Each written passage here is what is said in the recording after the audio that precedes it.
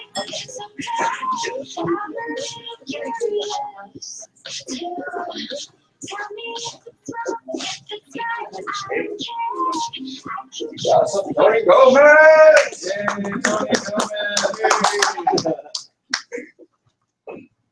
Thank you.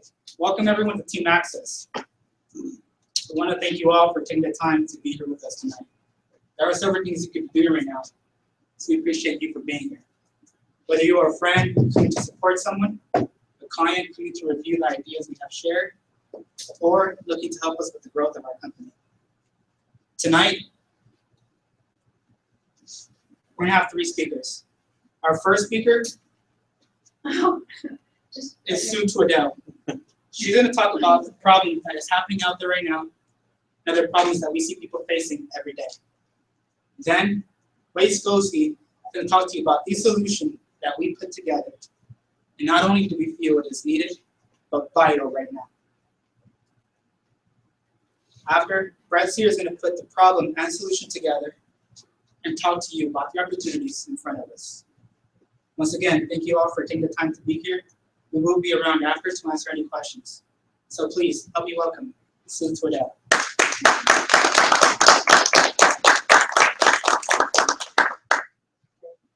So I get to figure this out, right? Let's just see. Oh, it pops up eventually.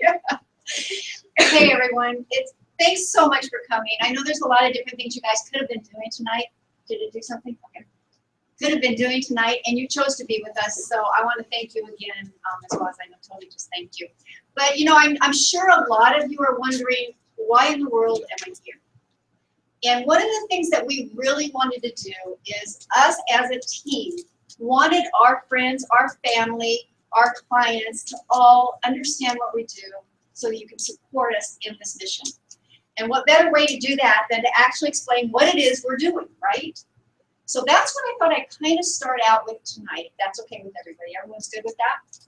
Okay, so we looked at it, we looked at the world and we said, you know what, there's some really big problems out there. And it ended up being that one of the largest problems out there had to do with what else? Money, finances, right? So there are some things that we figured out that we knew though. Let's see if I can get this thing working, right? Okay, we know that there's a whole group of people that we call the wealthy. And I don't know about any of you, but I'd really like to be one of the wealthy. Anybody else around here? I mean, if you had a choice, would you rather have money or not have money? We'd all rather have it, right? Given the choice. And this whole group of people has some things, not just money, but other things that we would probably like to have. One of them is those folks have all of their kids go to college. They don't have to worry about how they're going to pay for it. They know they're going to the best schools around. Their grandfather probably went to that college. Their parents probably went to that college. They're probably going to the same college, and their kids are probably going to the same college, right? But that's pretty much institutionalized in that group of people. We also know that they have opportunities and have ownership. This whole group of people owns businesses. And I'm not talking about the small business owner necessarily, but what about the big businesses? Somebody owns those businesses, right? So they don't necessarily work for somebody else. And if they do, it's usually just to get started, and then they have their own business. Wouldn't it be nice not to have to clock in and clock out every day? To go, oh, I can just walk in whenever I want to. I can run my own business. It'd be pretty cool. The wealthy have that. How about financial freedom? Now, to me, financial freedom means I get to go and come whenever I want to go and come. It means that I have the money to be able to do it, and it means I have whatever time I need. Because we all know people that have a lot of time, but no money, right? And we all know people that have a lot of money and very little time. But how would it feel to be able to have both? To me, that would be fantastic. Can you imagine if you wanted to give $1,000 to a charity or something, you just wrote a check and just handed it to them? It'd be pretty cool. Or what if you wanted to go to dinner up in San Francisco? And so you just jump on a plane and you go up for dinner and you come back down. Wouldn't that be nice? The wealthy do that. Nice for us to too, huh? How about financial guidance? Here's the thing. We all heard about what happened with the market in the last couple of weeks. It's all over the news. Oh, the market dropped. Oh, the market dropped. Do you think that the wealthy, that really bothered them at all? I'm here to tell you, it probably did not bother them anywhere near the amount that it bothered everyone else. Why? Because they have all the financial advice that they need. They pick up the phone, they call somebody and go, what should I do? And they go, don't worry about it, we got it taken care of. Pretty cool. And again, all of these things are pretty much institutionalized, generation to generation to generation. So we know that exists, and we all, if we're honest, go, I like that, huh? But we also know that there's another group of people down here called the financially dependent, or the not so wealthy. And this is really cool. Our government is amazing. We don't want a whole group of people going without. In fact, we really would love it if people could keep going up, actually get better and better and better. So the government comes up with programs such as free preschools, so that people can have us jump on early childhood education, college grants, so that the kids can go to college, all sorts of financial support and all sorts of opportunities, things like food stamps, gains program, Medicare, Medi-Cal, sorry about that. Medicare's for the, no, we're not going there tonight. Okay, but this is a cool thing, and this is pretty much institutionalized too. I think the biggest thing that I think of most of the time is that I'm not a part of that group yet, and I'm not a part of this group, which means there's a really big group of people right in the middle.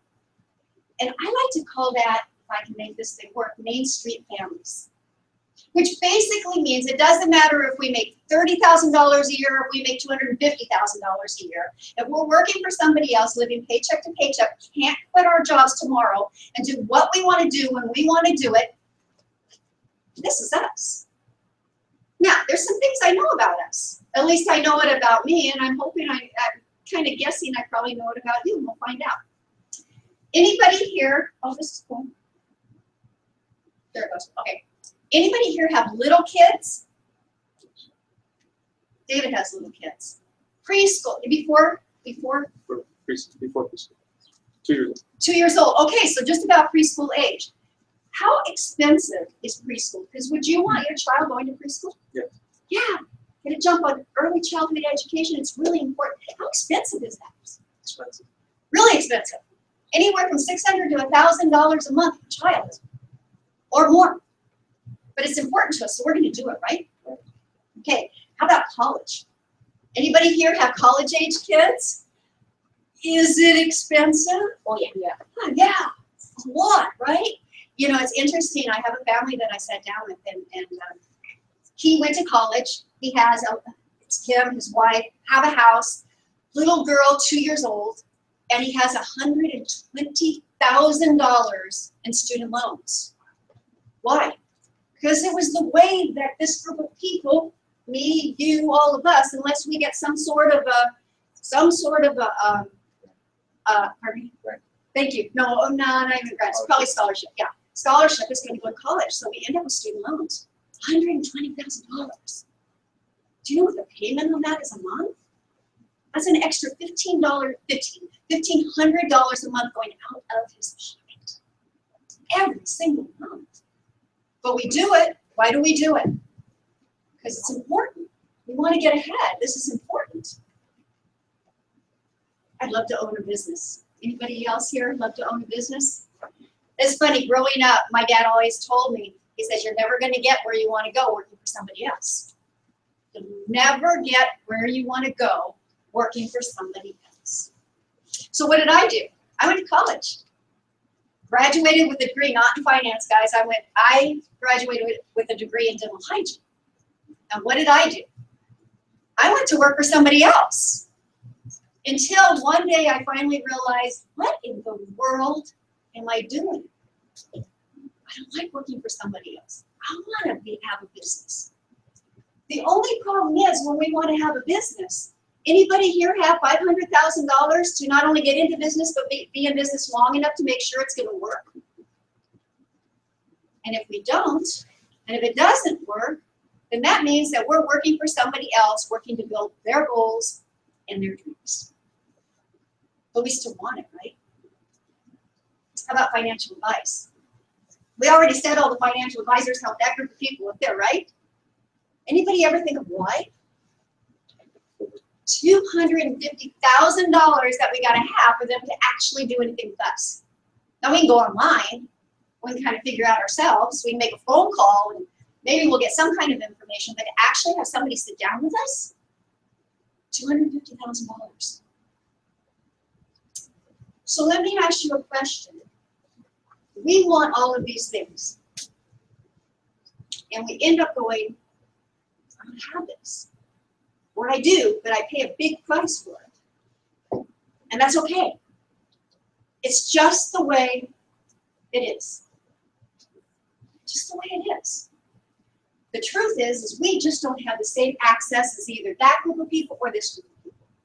We make too much money to take advantage of the support systems from down here, not enough to take advantage of the goods and services from up there, and we spend.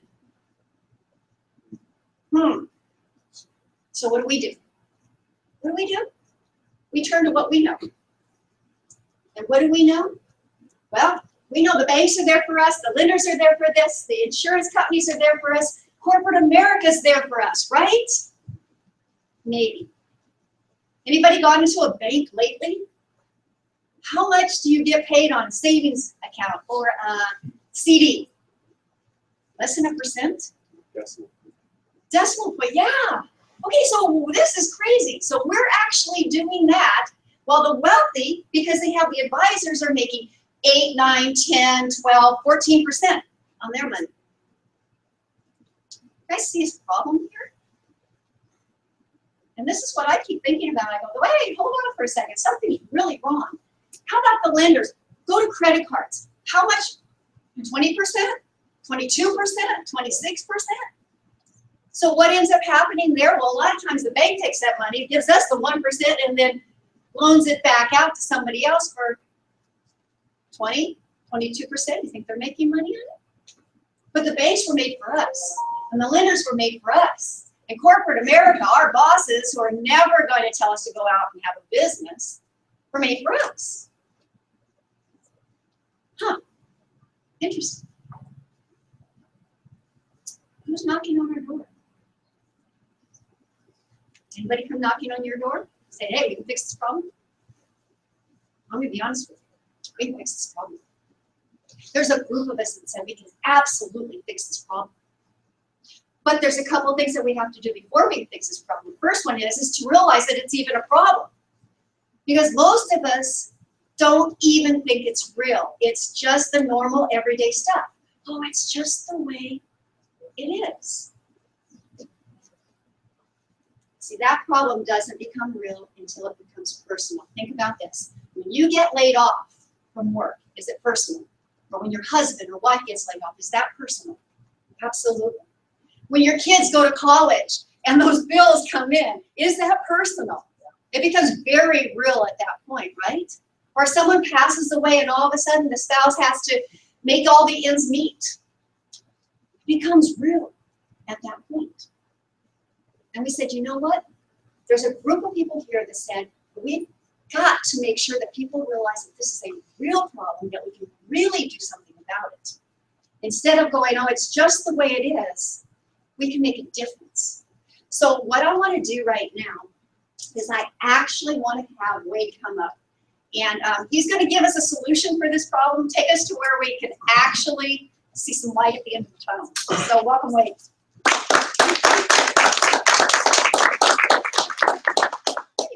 Thank you. I love how everybody claps for me. I haven't done it. Okay, so my name is Wade Skalski. But Wade is the easy way to pronounce it. Okay, so Sue identified a problem, right?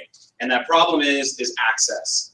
The wealthy have access to the services, and the not so wealthy have access to services that we don't have access to because we all make too much money.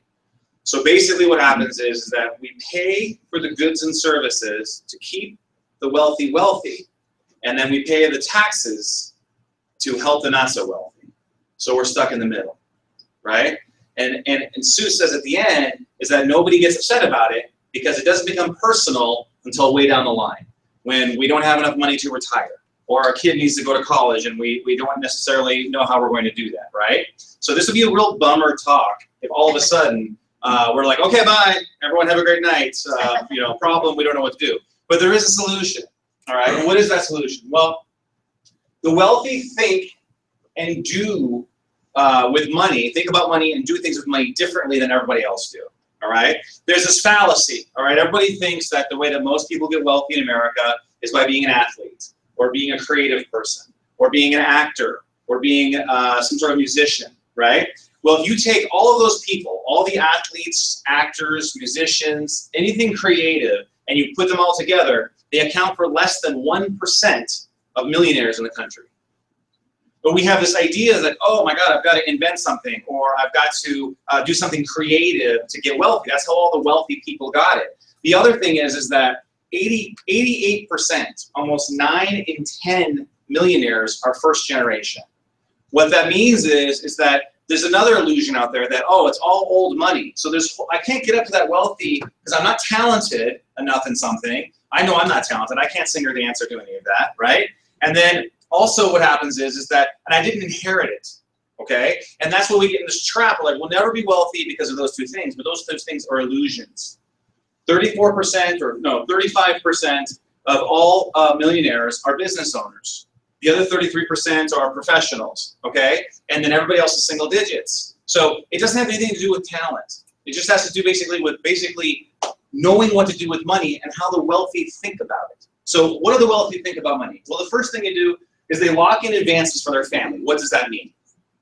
They have things called trusts. They know how to use wills. They know that if something happens to them, if they get hit by a bus, they know that their kids aren't going to have to start over because the trust will create basically to save the wealth for the kids. They also know how to teach their kids about money, teach their kids about college, teach their kids about business, okay? The other thing they do is they develop habits. The wealthy realizes that all these problems with money are long-term. They're far away. Retirement, far away. College for a newborn, far away. So they know that all they have to do is develop the habits over time to be able to solve these problems. That's how they think about all these problems in the long term. They also leverage experts. They're not afraid to have somebody else do their taxes, okay? My taxes are not that complicated, but I'm not that smart when it comes to math. That's why I became a lawyer, right? So basically, I learned to get an accountant to help me do my taxes because I don't want to have to take all the time to do something I'm bad at. The wealthy realize this. They realize that they don't have to do everything themselves. They have to find the right person for the job that saves them the time and the mental energy so they can focus on what they're good at. And last, they cultivate strategic partnerships, okay? This is extremely simple. All it means is that they, on purpose, develop relationships with people who are trying to do the same thing as them.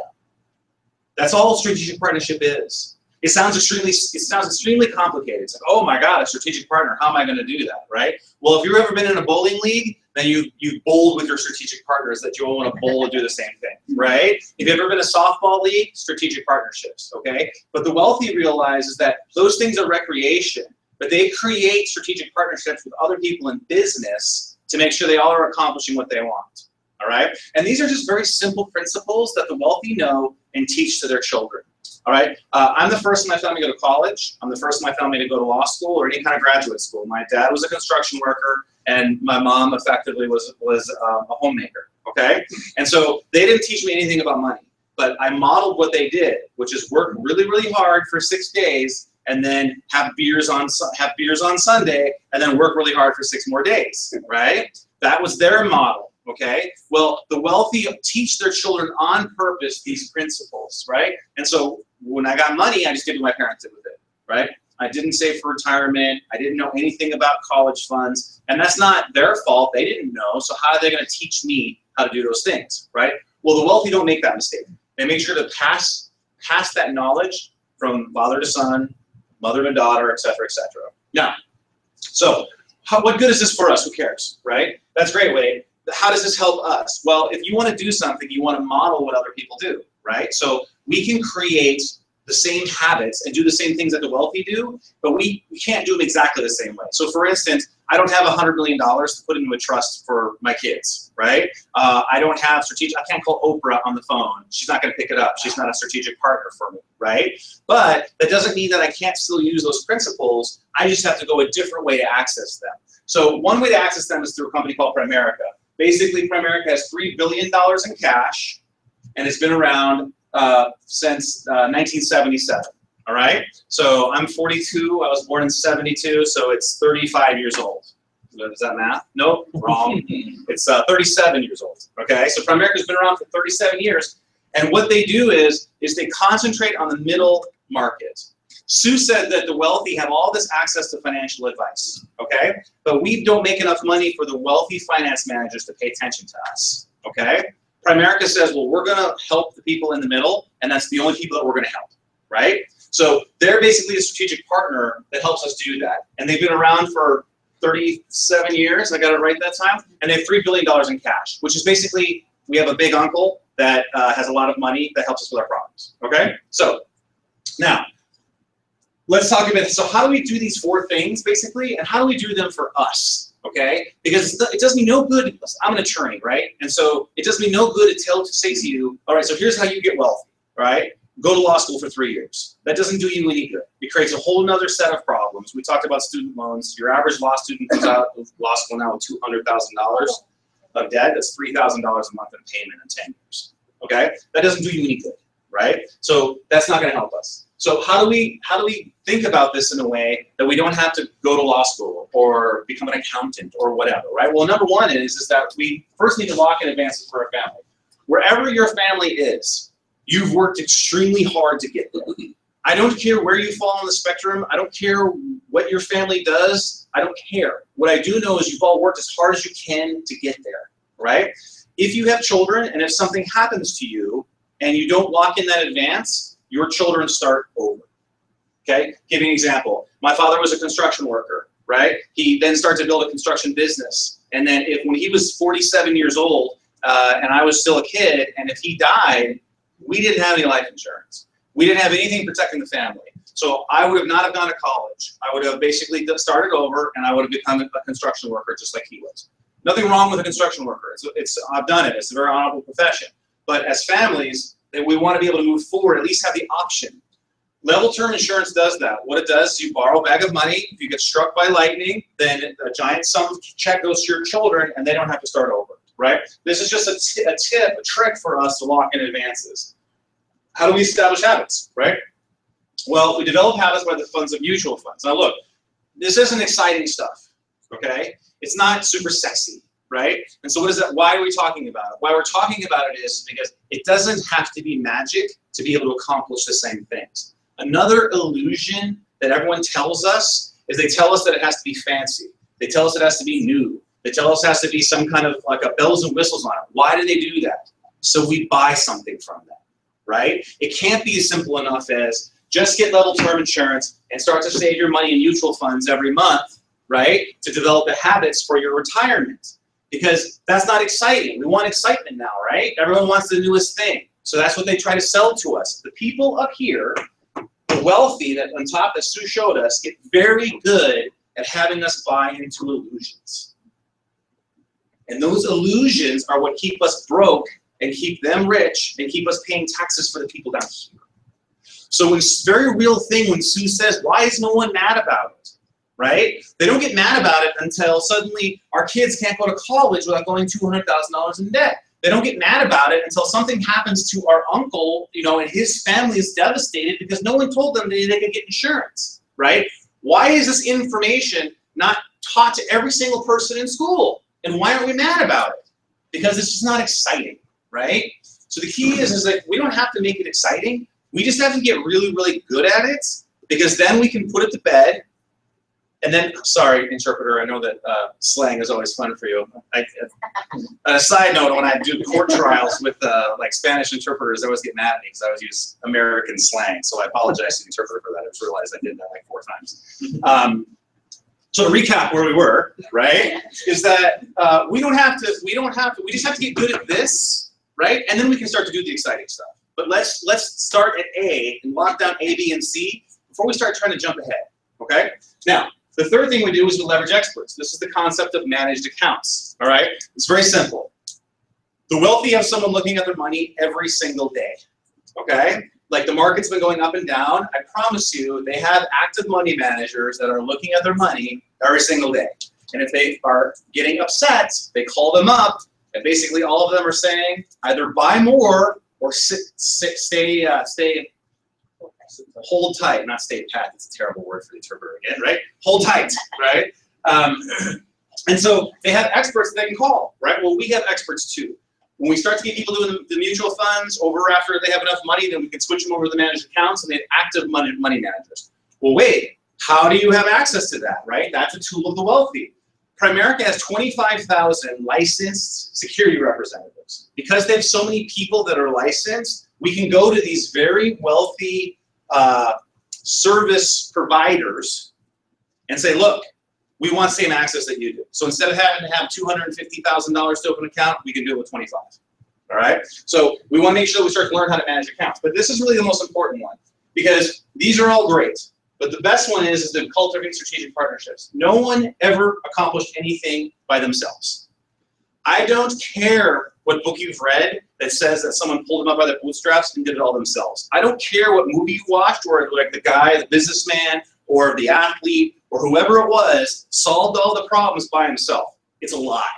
And anyone who's trying to say it's not is trying to sell you something, all right? The only way we accomplish anything is together. If you want to build a business, you have to leverage other people working together. I don't care if you want to do a law firm. I don't care if you want to build a Primerica business. I don't care if you want to build a team of football players, all right? Nobody does it alone. And if you try to do it by yourself because it feels good, that's what these people up here really like, because there's a billion dollar industry that sells you information that says you can do it yourself. So we keep buying this information from them. If it's, I just have the right clothes, I can look good enough to do it myself. If I can just have the right thing to sing, I can do it myself. It's all an illusion, okay? So what the wealthy know is they cultivate strategic partnerships. And every single time that one of us in the middle class tries to buy something to try to fix it all of ourselves, they laugh. Now, they're not laughing at us, but they laugh at the concept of how silly we are as a group. They laugh because they know is that if we just knew that we could stick together and figure it out, that we wouldn't be here anymore, we would be up here. Now, I'm not saying the wealthy are bad. I'm not saying that they're evil. What I'm saying is that they laugh about how easy it is once they master the concepts. When wealthy people I've talked to, they say two things to me whenever I talk to them. One, they say, I can't believe how good it is. And two, they say, if I would have known how good it is, I would have worked 10 times harder to get here faster, right? And the 10 times harder is not work harder necessarily, it's master the skills to get there. And these are the starting points for those skills. And that's basically, as a group, when we're trying to band together for strategic partners, that's all we're trying to do. We're not trying to be clever. We're not trying to be the smartest people in the world. We're trying to figure out the easiest ways, as a group, we can help each other to move from this middle group to this top group. That's it. It's not exciting in terms of the plan. It's simple, but it's not easy. What's exciting about it is that this has nothing to do with talent. This has nothing to do with how smart you are. That's a lie. The talent illusion is a lie. All we have to do is work hard and manage these skills and learn them, and we can have what the healthy want. Or we can have what the healthy have. Healthy and the wealthy. Sorry. So anyways, so I get excited about this, not because this is like the most exciting stuff to talk about, but because this is a 2 to 3 generation plan for wealth. Meaning that if I teach this to my kids and my kids teach this to their kids, in 3 generations, my family tree will be stone cold wealthy. My father was a construction worker. My grandfather was a farmer. And my great-grandparents immigrated from Russia to North Dakota, right? So that means in 7 generations, we could go from being totally broke and poor and knowing nothing, not even the language, to being wealthy in America and being able to preserve the wealth and pass it on to our children. That's exciting. And it's not me telling you you've got to learn to go sing an American Idol. It's not me telling you you've got to learn to go be a great football player. It's not me learning to tell you that you've got to invent some app that Google's already invented and is gonna buy it from you before you even get a chance to do anything, because you don't have the resources. It's me telling you all you have to do is start to manage these skills, and 3 generations from now, stone cold wealthy, there's a picture of you above the fireplace. Right? And these things will definitely start to improve your life now, because, like, look, we have to start when we start. I can't go back in time and go back to your great-grandparents and be like, you guys should do this. First of all, they'd be scared because they'd be like, who's this person, right? Why does she talk so weird? But second of all, that's just not how it works. We can only start where we stand. So this stuff is exciting. So let's start to stop buying into the illusion of these things everyone's trying to sell us, and just be like, what skills do we have to learn? That's it. We already work really hard. We already have enough grit. We already have passion for our families and for ourselves. The only thing that's missing is what skills do we have to develop. That's it. And skills can be learned. So I get excited about this stuff. Everyone's really quiet, blowing your minds, right?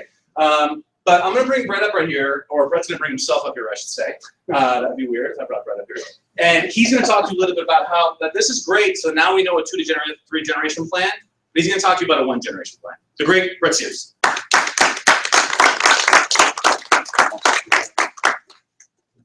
How y'all doing? Great. It's funny, I'm sitting back, Wade closed the meeting. I'm sitting here, I'm literally listening to him going, why am I gonna talk? Like, we should just, both, that was phenomenal. But I will, because we have time. Oh, y'all a little serious, but that's okay. First of all, thank you guys for coming. I'm sitting, and I'm in the back of the room, and I'm listening, and I'm listening to everything we talked about. Now, I got in the business, I've been here 18, almost 19 years. I got in the business, I was 22 years old with $24,000 of credit card debt. The only thing I knew about money is I didn't have it. I walked into a room very similar to this. They had a lot of music, and everyone was high-fiving and hugging, which is a little weird, right? And they started talking about money. Now, at 22, I was broke. Everyone I knew was broke, and no one understood money. So the moment they started talking about that, my eyeballs rolled back in the back of my head, right? They started talking about life insurance and investments, right? And Wade decided, can we all agree at 22, those are not topics that you want to spend a lot of time talking about, right? But the reality is, they also then, the rest of the meeting started talking about impact and making a difference. And there was something inside me that said, you know, I want to be a part of something. You know, go advance 18 years later, and we've been blessed to make a tremendous impact on people, build a business. And really what tonight's about is about, first of all, recognizing a problem. We believe that 70 million families are stuck. But the problem isn't just that they're stuck. It's that we don't know about it, right? One of my favorite stories in the world, this guy goes into a gas station, and there's a dog over there, and he's whimpering all the time. He's whimpering. The guy's like, what's wrong with your dog? The guy's like, oh, he's laying on a nail. And he goes, well, why doesn't he get up? Because it doesn't hurt him that bad. See, the reality is all of us, if we know something, right? If someone smacked you in the head, you'd move over, right or wrong. But if we just get used to it, we just don't know that anything's going on, that anything's a problem, we just realize, hey, this is the way it's supposed to be. Well, I got a question. How many of us know people in our lives that are financially struggling? How many of us know more people that are financially struggling? Well, guess what? When you know a bunch of people that are financially struggling, is it weird to struggle financially? You'll realize that it's not weird, because everyone does it, right? I remember going to college, and they said, oh, everyone eats top ramen in college. Right? Right? That's just what your top ramen and Kraft macaroni and cheese. It's like what you do as a freshman in college, right or wrong. Well, guess what? Yeah, I guess, but you realize that there's lots of people in the world that don't eat top ramen and Kraft macaroni and cheese in college. Y'all realize that? Like there's certain schools that they have catered, like y'all aren't excited about that. Right? Because and what I've started to realize is that our expectations predict our outcomes. So I'm standing in the back of the room, and I had a question. If you knew you couldn't fail, what would you do? What would you try? What would you be? And every time I ask that question, people are like, oh, I do this and this. I go, well, then my question is, who told you were going to fail? Because we have a tendency to say, hey, if you knew you couldn't fail, what would you do? Oh, I'd do anything. Well, who told you you're going to fail? Well, how do you know? Because you're not trying anything. You see, we need to be able to take these things together.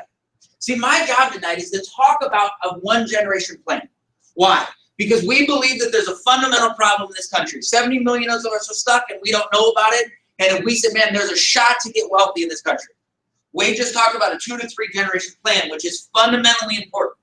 You take care of everything. Look, I got a 13-year-old, 11-year-old, and 6-month-old twins. I want to make sure that 3 generations from now, they're taken care of. That's an exciting thing to think about. But that's also 50 years from now. I'm 42. That means I'm 92. Y'all realize that's great if my grandkids call me and they're like, Grandpapa, thanks, man. We just got back from a month in Italy. Like, that's great, but there's a really good chance I'm not with them. So they can send me the pictures. There will be hologram Facebook, right, where it comes in. Like, and that'll be great. But y'all with me? So we said, look, if we're going to do this, what about us? If you knew you couldn't fail, what would you do? Anything. Well, who told you you're going to fail? See, the only way to get free in one generation, Wade talked about it, is ownership. Because he talked about 35% of them are owners. But then he talked about the other 35 or what for the first generation. The others are lock doctors. They're owners too. If you take a look at the doctors and the accountants and the attorneys, they're still owners. They're specialty skills, but it's still an ownership. Real estate's an ownership. It's the opportunity to say, look, we have to be able to have access to passive income. We have to have access to money that's earned that we did before. We have to have access to high revenue, the ability to control our output now and increase our cash flow. And we have to have access to profit, the ability to have cash flow and revenue and passive income occur in other places. Why? Because if you're not working, would you still like income? Have you all figured that out of your job? Right? We figured out that if we stop going, they stop paying you. So we've got to be able to draw that line. So we looked at this and said, look, okay, we've got to have access to ownership. Well, if we're going to solve this problem, what do? Well, the first thing we need to do is we need to harness that entrepreneurial spirit. That feeling inside that says, I don't want to feel like this anymore. Look, a lot of us have it. Not everybody. There's some people that show up late and go home early and look for the flaw in everything. And there's other folks that look for opportunities, right? We go, look, if we can surround ourselves with that type of group of people, we've immediately given ourselves an advantage. But the reality is we need a leverageable support system. Why? 80% of small businesses fail in the first 5 years. Because the entrepreneurs are lazy. They don't work hard. They don't love their families. They don't have a good idea. No, most of them fail because the back office takes hold. Most small businesses, most people that I know, they started working at a job somewhere that had a specialty skill and they decided they could go do it. They started on their own and they started a business. And they did the front of the house stuff and then all of a sudden the back of the house problems started. And so we said all of their time and attention went back there. We said, man, if we really want to solve this problem, what if we could put that back of the house support system in place? And then we need a transitional path because we need an opportunity for people to keep the security of their job and be able to transition out. Well, people ask, well, Brett, why are you going over this tonight? The name of tonight we call is our allies, advocates, and associates. The number one thing that we want is everybody in the room to understand that we believe that there's a fundamental problem in this country that needs to be solved. And if we're going to solve it, we need everybody's help. We can't do it alone. We can't fix it by $1 billion worth of commercials on TV. We need a grassroots approach of people saying, I see the problem and I see the solution and I want to be a part of it. Well, what does that mean? That means as an ally, people saying, this is real. As an advocate, the opportunity to introduce other folks, and there's going to be some that say, I want to help with my boots on the ground. So we said, if we had an opportunity for that, if we legitimately did this, if we knew we couldn't fail, what would we do? Anything. Well, then who told us we were going to fail? See, we've got an opportunity to be able to do something. What this is, I met with Jimmy and Claudia. I've known Claudia a long time. I haven't seen her in a long time. We were talking about it. She goes, what's changed? A lot of things. I go, man, what we do now is we run a business. We're a business incubator designed on purpose to create and sustain high-level entrepreneurs. I got in the business. I was a 22-year-old waiter. I knew nothing about business. I got a degree in psychology. Man, I was the guy that would sit in the corner, drink a beer, and say, I had fun watching folks. Right? Don't talk to me. I'm good. We don't need to be the center. And I just enjoyed that process. And over the last 10, 15, 20 years, I've read and learned a lot about business and about how things go. And I've watched people repeat cycles over and over and over again because of how the system is set up. If you want to open up a dry cleaners and you open up right down the street from another dry cleaner, can you call the guy down the street and say, hey, how'd you do it? Do they have any interest in helping? No, there's direct competition. See, Wade talked about the fact that most people are convinced they have to do it on their own. That's important because if we don't have a partnership, you're a threat model. Well, we said if fixing the problem is our priority, then we've got to shift the dynamics. We have to have an aligned goal approach versus a threat approach. So why can't we teach it everything? If I spent 20 years learning how to build a business and you're a good student, couldn't I teach you in 4 to 6 months or a year? Couldn't you learn in a year? The average person writes a book at 38 years old. The average author is 38 years old when they publish their first book. Most of the time, it's 38 years worth of learning in a book. I talk to people all the time. Do you read? No, I don't read. You understand I am the laziest person in the history of the world because I can get 38 years worth of learning in like 2 weeks. Wade can do it in like 4 hours, but I'd take a little longer. But y'all aren't excited about that. See, the reality is there's so much out there with us, with the opportunity to grow. So we sat down and said, look, what do we want? He said, man, I want a place for everybody. So we asked this, do you see value in people learning and knowing what we talked about? Is what we're talking about real? Not do you want to do it, not is it great, not do you want to buy or join, not do you want to be a client.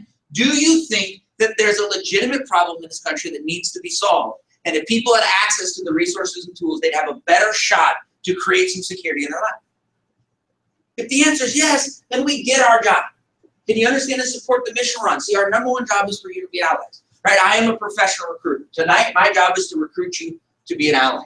The person that invited you tonight thought you were important enough in their life to be very clear as to what they're doing and why, because your support means something to them. Their ability to talk to you about what they're trying to get accomplished and what they're working on is a very, very valuable point. This isn't about convincing you of anything. This is about you having a support system in place. Now, if you knew great people that wanted to do something special, would you be open to recommending them to be a part of this? See, that's the second piece, right? See, the first thing is, if this is real, if we say, yes, this is a legitimate problem, if someone popped into your head, your uncle needs to make extra money, your niece just had a baby, someone just got laid off and needs to roll over, right? When it comes to money, if someone popped into your head, would you feel comfortable with the person that invited, say, man, you got to meet these people. There's something they're trying to get accomplished. You got to know them. See, that allows us to create an advocate market. It allows us to reach the people that need to hear this. And it allows you to be the reason that those people have access to the information that they're desperately going to need. And then if you found something that was real, that was credible, that was in alignment with who you were, where you could make a real impact and accomplish your wants, would you be open to it? Because we said the way we're going to grow long-term is with our associates. See, there are lots of people, when I walked in here, I didn't dream about financial services. I didn't dream about being an investment specialist or an insurance agent. There was a legitimate problem in this country that needed to be solved. And there wasn't enough of us saying, let's go solve it. And so we said, rather, if we could create a place for everybody, we'd have a shot to make a difference. And so when we go through this, the reason you're here tonight, first of all, as an ally, right, for you to understand that we're looking for people that can help us with the story. And maybe you are, or maybe you know somebody who might be open to applying the change. Well, if we're going to do this, right, I'm going to spend a couple minutes talking about this because we're big believers in everybody being very clear as to what we're doing. We can't ask somebody to start with us or to introduce us to somebody if they don't know the opportunity that we're talking about. And so we said, look, if we really wanted to grow, there's some things we needed to do. We need to have low capital entry. Right? Sue went over the access gap and talked about the fact to own a business country, you need $500,000 of capital. The problem is I don't have $500,000 of capital. Mom loves me, but she ain't giving me $500,000. Which means I have no opportunity to run a business. I mean, I can manage one, but I can't actually run a successful one that has enough capital to survive the mistakes. Well, Primerica said, look, we got $3 billion in cash. Costs a couple $1,000 to get licensed. We'll pick up the tab. You cover half the background check. We'll take care of the money, right? The money won't be the reason you don't have a shot to build a business. We needed a partnership platform. Why? Because most of the people we talk about and talk to don't dream about financial services, but we need high-level service. So Primerica's got 2,000 people. They're experts in financial services. That's their job. Our job is to have that relationship. We needed a back office to be able to manage the administration, to make sure that we have high level quality for our services and for our clients and our associates, because we're building with great part-timers that don't have the time and the education and the resources to have high quality service, but a client base that desperately needs it. Because then that frees us up to build our support system, for us to be in business for ourselves, but not by ourselves. And then at the end of the day, guys, it has to be worth it. We could have the greatest idea in the history of the world. If it economically doesn't make sense, can we all agree we're probably not going to do it? So we said, not only do we want a place for everyone, but we want a role for all of us. There's something tonight that all of us can have. As our associates, we created what a position. We called our gaps. It's one of my favorite places in the history of the world, because I get into conversation with some folks and they're like, Brett, I don't want to do your business. I'm like, great, I don't want you to either. I'm like, well, why not? Well, I don't know, because you said you didn't want them. It's just that much you think. Y'all realize that there are dog people and there are cat people? Right? Have you ever taken a dog, and not meanly, but ever take a dog and you throw the dog, like just a little bit? What's the dog do? Turns around and is like, what? Right or wrong? You ever take a cat, throw a cat? The cat's like, thank you, I want to go this way. Wow, y'all are serious, but it's true. Go. I was about to get in trouble, tell you to go throw your cat. Don't do that. But in case you have to, you'll see, right? But we said, you know what? There's lots of people that have lots of things going on, and we can solve a problem. Think about this just for a second. I know there are 10,000 people turning 65 years old every day for the next 19 years. This is the first group of people that's ever have access, ever, to a 401k or an IRA. Their parents had pensions. Their parents had people save, and they'd get a check. When they retired, they'd get $1,200 or $1,500 or $2,000. Now, instead of that, they've got a piece of paper with $200,000 on it, or $400,000 on it, or $67,000 on it, or $1,000,001, and it's just a piece of paper. These are people who make between $40,000, $50,000, $80,000 a year. Are they talking to the financial advisors of the world? No. Do they know how to have those relationships? No. But now they're getting retired. They're one of the most stressful points of time in their life, and there's no one to talk to. Let's say their niece or their aunt just got licensed and said, you know what? There's someone I need you to talk to. We have access to these managed accounts. You're supposed to have $250,000. You can start for 25 grand. It's unbelievable. And we just had the ability to have the conversation. We have access to the people who desperately need this information. But our part-timer has the ability to grow. If you have $1 million in assets in the managed accounts, we'll pay our spare timer $4,300 a month. Imagine on the first of every month, get a check for $380 show up. Just on the first. Now, $380 is not going to change your life, right or wrong. But can we all agree, for most of us, if we had an extra $400 in our account, we'd find something to do with it? And that's for changing somebody's life on work we did before. Well, the reason we talk about this is the average person starts working at 22, and they retire at 67. It's 45 years of work. The average Social Security check is $1,269. If someone works with us and they find $5 million in assets over a year, 2 years, 5 years, 10 years, wherever it goes, they've got access to unbelievable tools, but they'll earn an extra $1,800 a month in passive income. That's the equivalent of having an extra $400,000 in assets saved for retirement. Most of us don't have the time to save an extra 400 grand in the next 5 years. What would it mean to us, to our parents, to our aunts, our uncles, our cousins, if they had access to the income, even though they didn't have access to the lump sum? We've got an opportunity for our part-timers. We've got teachers and firemen, right, that love what they do. This is not quitting their job. This is about allowing them to follow their passion, but making it a little bit easier. Right? You and I spent 2.5 hours on Saturday going out and helping a family, a dad and his daughter, right? Put together plans for college and insurance and all this other stuff, right? And we were talking about it literally for 2.5 hours, sitting in Denny's, drinking soda, having fun, kind of talking. And you'll be part-time, works a Coca-Cola, wakes up at 4 o'clock in the morning, he's learning this thing, dude, changing families' lives. It's $621 in 2 hours. He was not quitting his job tomorrow, but his job at Coca-Cola is giving him the opportunity to learn how to be able to build something. We've got our part-timers that are transitioning to full-time, that are letting their job pay them to learn how to be an entrepreneur.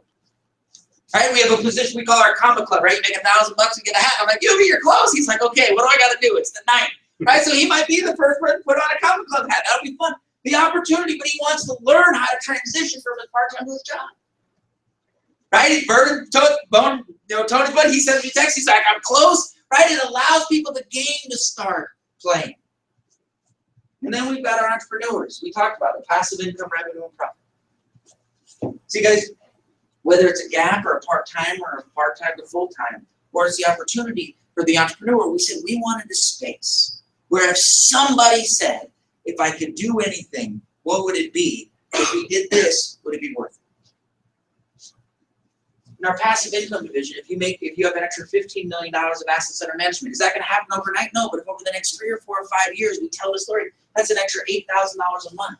If you teach people how to do it, right? Talk with Wade. By the end of the year, Wade's going to have a couple $1 million of assets under management. Camacho's going to have a couple $1 million of assets under management. 3, 4, 5 people. Don's going to have $1 million of assets under management. There's going to be 3 or 4. Don and Bob are they're going to have $500,000, almost $1 million of assets under management. If you teach 30 people how to have $1 million each, it's not huge.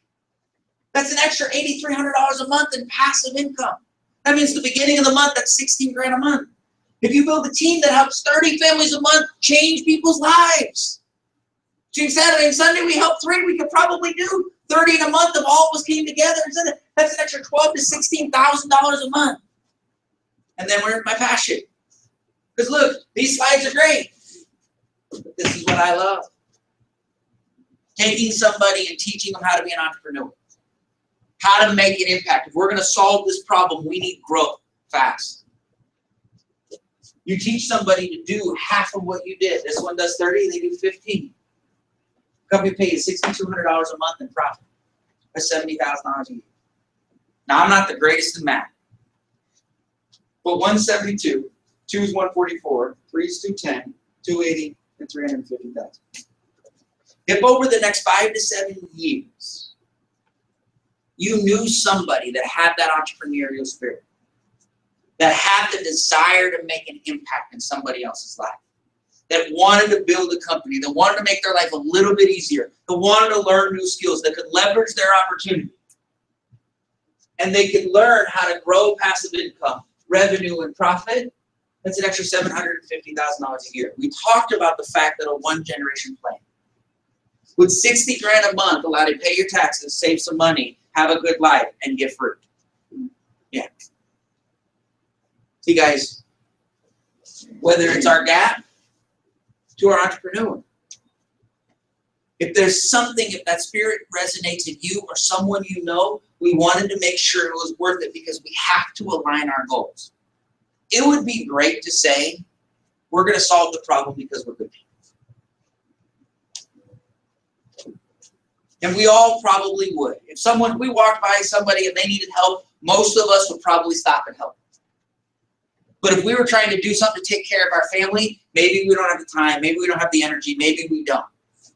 So we said if we really wanted to align it to where we wanted to make this impact, we had to make it economically worth it to solve the problem. See, our allies, our advocates, and our associates.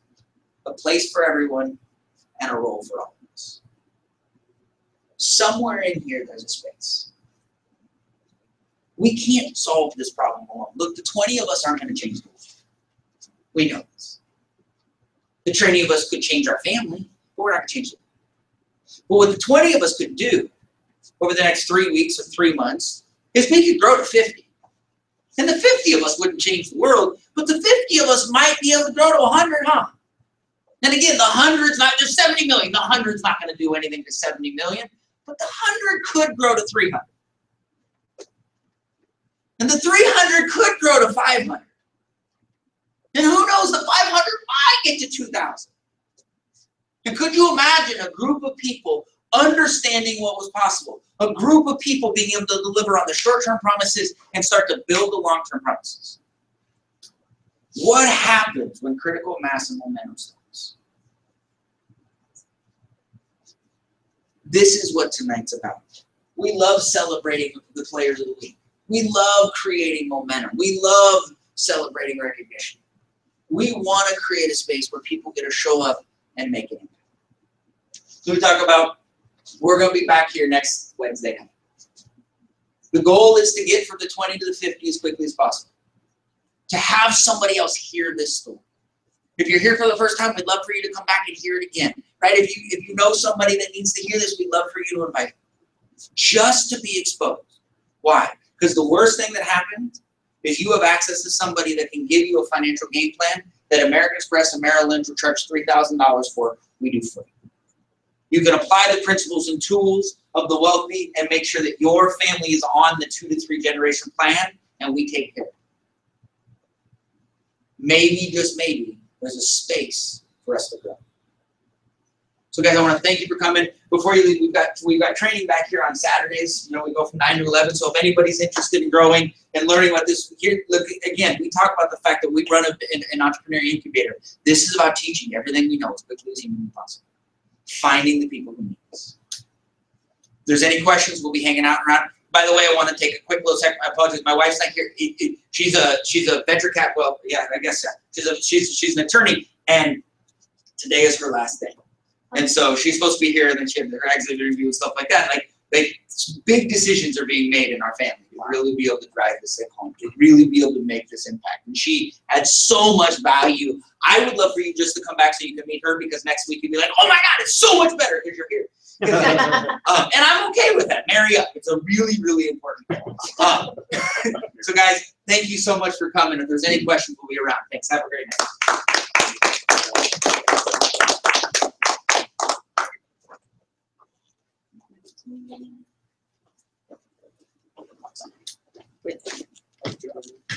Thank you, sir.